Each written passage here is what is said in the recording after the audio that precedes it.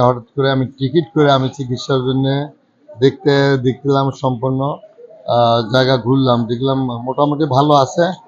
আমরা আজকে আমাদের নতুন সরকার, আমাদের তারেক রহমানের নেতৃত্বে বাংলাদেশে যে আজকে বর্তমান যে প্রধানমন্ত্রী আমাদের তারেক রহমান সাহেব স্বাস্থ্য সেবার উপর অত্যন্ত গুরুত্ব দিচ্ছেন। বিগত সরকারের সময় কিন্তু আমরা স্বাস্থ্য সেবাগুলো পাইনি, দুর্নীতিগুলা বেশি। আমরা আমাদের সরকারের, আমাদের তারেক রহমানের নির্দেশনায় 180 দিনের যে কর্মসূচি, এই কর্মসূচির অংশ হিসেবে কিন্তু আজকে এই হসপিটাল হঠাৎ করে পরিদর্শন করলাম এবং স্বাস্থ্য সেবা দেখলাম অনেক সমস্যা আছে, কিন্তু আমরা যে চিকিৎসার মান ইনশাল্লাহ আল্লাহর রহমতে ভালো চলছে।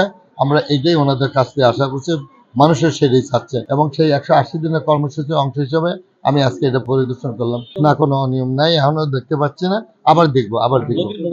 হ্যাঁ, না, রোগের ভোগান্তি তাদের কাছে। সিলভার টিপ কন্ট্যাক্টে তৈরি নিরাপদ ও নান্দনিক ক্লিক সুইচ নির্ভরতা জীবন জুড়ে।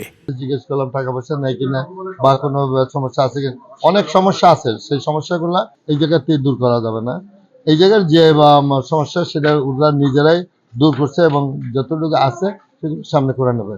250 শয্যা বিশিষ্ট হসপিটাল, এটা আমাদের সম্পদ, এটা আমাদের বেশিরভাগ এই জায়গায় ডাক্তার কিন্তু আমাদের এলাকারই।